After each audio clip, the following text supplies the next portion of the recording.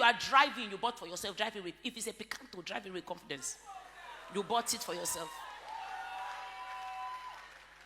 Even married women, should I go there? Sometimes you will leave the S-Class that was bought for you.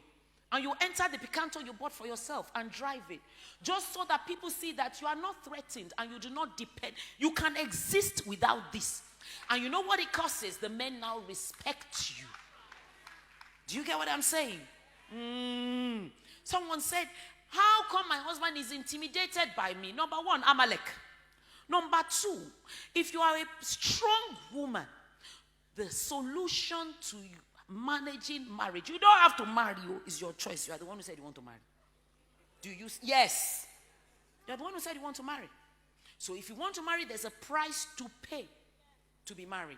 Which means you can be a tigress and a lioness outside the house. When you get home, you become a kitten. Because there are no two heads in any organism that is not a monster. Let the man be the head of his home. You better clap because it's the truth. I've explained several times that submission is not obedience. There's a difference. Obedience is doing what you've been told to do, usually because you have no choice. Submission, Philippians chapter 2 verse 5 and to 9. It says, Jesus Christ being found in the form of God, thought it not robbery to be equal with God. That means he did not think equality with God was something he should grasp and take. But because he was God, he laid down his divinity and became a human being. Now, for you to say, yes, I'm smarter than my husband, it's not news. Women are sharp. We have intuition. Which means while the man is still grasping to put the rational decision together, you have just looked at the body language of the person talking and you know he's lying. But the man is looking at the statistics. It is something God created us with, you understand? So we can catch the micro expressions of a baby. Do you see? So when the baby says, you know the meaning. How come you know the difference between when your child is crying and he really means it and he's just acting up? Leave it. It's not right. But he cries some cry, you rush.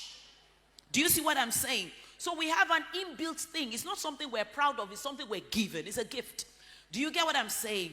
But because you know you are smart, you deliberately put down what you have. That is submission. I mean, let me give you an example. So if I say to my husband, I'd like to go to, I want to travel to America tomorrow, and I need him to buy me a ticket. And he says to me, I don't have money for a ticket, and I sit down in Lagos. I have obeyed him. But if he says, don't go now, and I have money to buy the ticket, I'm merely telling him I'm going, and I decide to sit. That is what? Submission. Do you see the difference? A lot of women are obeying and not submitting. And they're telling strong women about submission. You can't say it. You dare not. You don't understand it. If you had more money than you had, you misbehave. It's because you are broke that you are obeying. It's not submission. Do you still love me? I'm saying it because God is raising a breed of very powerful women who will also stay married. By the grace of God, I've been married 23 years. 1996.